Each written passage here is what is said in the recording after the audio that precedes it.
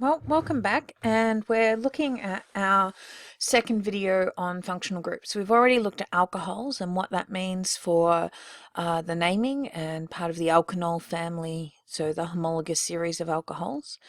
And now we're going to look at our other functional groups. Most of these contain oxygen as well, so we're going to look at ones now that contain a carbonyl group, the C double bond O, which we've already seen in some of the molecules we've learnt about this year, but now we're going to learn how to name them and what that means for their polarity and the way they behave. Okay, so there are three main functional groups that we need to learn about which contain the carbonyl group at this stage. They are aldehydes, okay, ketones, and carboxylic acids. And they're differentiated by largely what is attached to this C double bond O group and where in the chain they are positioned. So if we look at the different families that we have the aldehydes, and you can see here that in this homologous series we have a carbonyl, the C double bonded O, and then it goes to just a single hydrogen atom. Okay, so we can say that it has an R group that goes to a carbonyl and then the hydrogen. Remembering R could be any alkyl, any carbon hydrogen chain. So we could look at something like the one with 3 hydrogens here. Okay, this would be our R group here.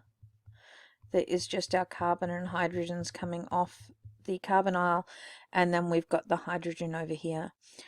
A ketone is a little bit different. This time we don't have a hydrogen. What we've got is it going to a carbon on each side, in which case we have this R and R prime, and this prime notation is similar to in maths. If you're drawing a rectangle, you'll show that this one is the same by showing the 2 dashes on each side, and then you could have this one that's the same. So we could have a ketone that is C double bond O, R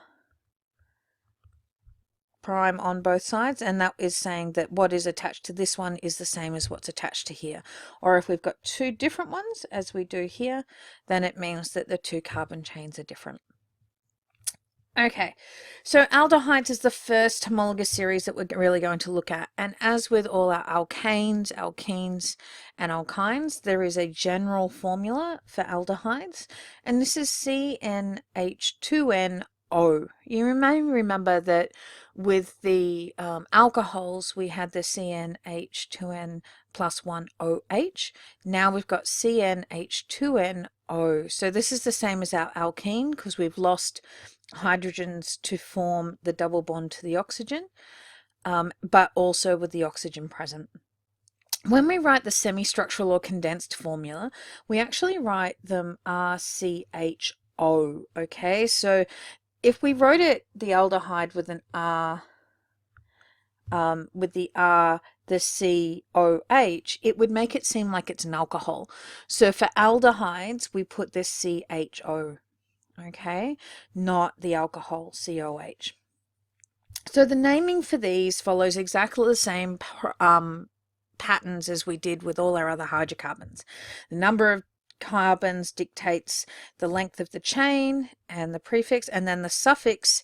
This time we're changing the end of the word, okay, which means it has a higher priority, which means it's now going to be al. So you can see here that we have benzenal, which is benzene with an aldehyde group attached to it, or methanal, which is the one carbon, so it's just going to have our C double bond O here with a hydrogen on each side. So let's have a look. Okay, so here we have a series of different aldehydes. The first one here, we've got it numbered to show the different carbons. So we can see we have our carbon 1, 2, and 3, with the carbonyl being highlighted here to show the first position. This one's called methyl propanol, okay, because we have this methyl group here on carbon 2. This one doesn't get a number because of redundancy, and we've talked about redundancy in class. But basically, if there's no other place it can go, then we don't need to put a number, and we often see that with things attached to the second carbon of our 3 carbon chain groups. The second one here, we can see this is our aldehyde functional group here. Okay, so this is the aldehyde functional group if we were asked to circle it. Okay, and then we can see, so this would be carbon 1, 2, 3, 4. And what we have here is the 2,2-dimethyl, because I have 2 methyl groups of carbon 2, and then butanol, because my longest chain is 4. This one, the last one here, we can see, don't be confused if it goes around the corner like this, because we still have carbon 1, 2, 3, and 4. This is still part of the same contiguous chain. Our aldehyde is here, so this is simply our butanol. We don't need to put a 1 for the aldehyde because it can only go on to carbon 1. And don't be confused here, this isn't a methyl group here. Okay, it's still part of the contiguous chain. So pause the video and have a go at filling in the table for the aldehyde series. Well, hopefully your table looks something like this, where you have each of the members of the same homologous series listed in this table. Remembering that each successive member of a homologous series differs only by a CH2 group, which we go up by each time that we go along. Here is your semi-structural formulas, remembering the CHO, and then your molecular formulas, which give us no indication of the way the molecule is put together. Okay, so the next one that we need to do is ketones. Ketones are basically the same kind of thing as an aldehyde, so they have the same general formula, but this time, instead of being on the end of the molecule, we put it in the middle. Okay, so the carbonyl group has to be bonded to 2 other carbons, okay, which means that the smallest ketone we can have is propanone, which is 3, because we have the C double bond O, and then if it has to be bonded to 2 other carbons, then it needs to have a minimum of 3 carbons to be considered a ketone. So we won't have methanone or ethanone. What we have is propanone is our smallest. Okay, and as you would have heard there, these end in the suffix -one, so as you can guess, ketones have a very high priority. And because it can change the position along the chain where the C double bond O goes, we have to specify the number this time. It's not like an aldehyde, which has to always be on the end of the chain.